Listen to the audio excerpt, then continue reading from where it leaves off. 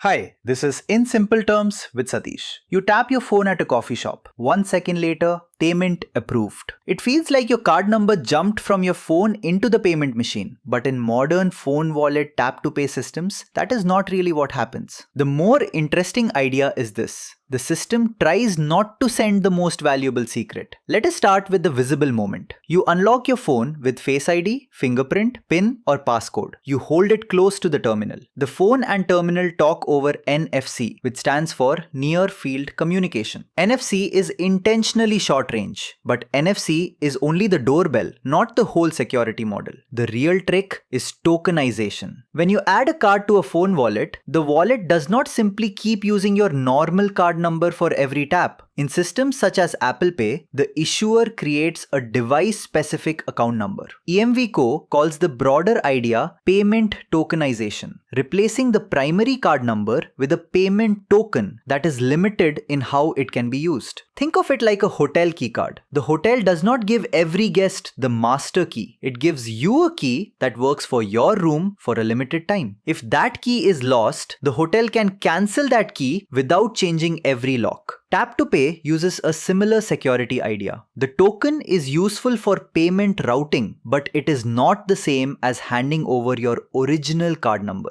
It can be scoped to a device, merchant, or payment scenario. Now add the second part, a one-time proof. For each payment, the secure part of the phone helps create transaction-specific security data. In Apple Pay's wording, the device sends the device account number plus a dynamic security code and not the actual payment card number. That dynamic code matters because replay is one of the core threats. If every tap sent the same reusable secret, someone who captured it once might try to reuse it later. A transaction-specific code makes the message much less valuable after that moment. So the payment is not just saying, here is my card. It is closer to saying, here is a limited payment identity and here is fresh proof that this real device approved this specific transaction now. Behind the scenes, the terminal sends the payment data through the merchant's payment processor, the acquiring bank, the card network, and finally, the issuing bank or card issuer.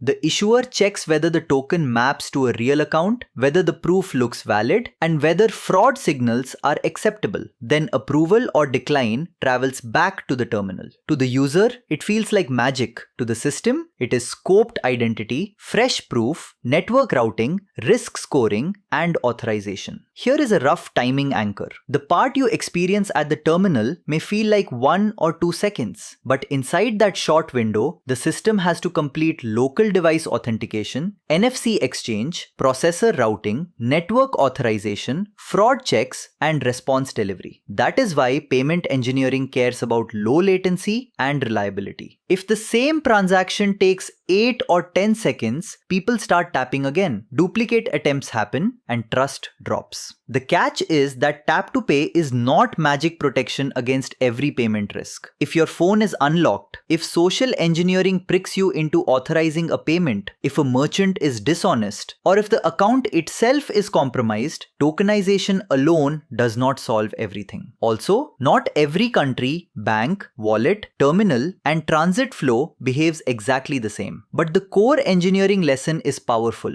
Good secure systems reduce the blast radius of secrets. They avoid sending the original secret when a limited credential can do the job. They make each action prove itself freshly. They scope credentials to a device, merchant, or scenario. They keep the user action simple but make the backend verification strong. In simple terms, phone tap to pay feels fast because the user action is simple. It feels safe because the system tries not to expose the most valuable card number and because every payment needs fresh proof. The takeaway is this: modern payments are not just about moving money, they are about moving trust through many systems in a few seconds without exposing more data than necessary. That is it for today's episode of In Simple Terms with Satish. If this helped you understand everyday technology better, follow the show.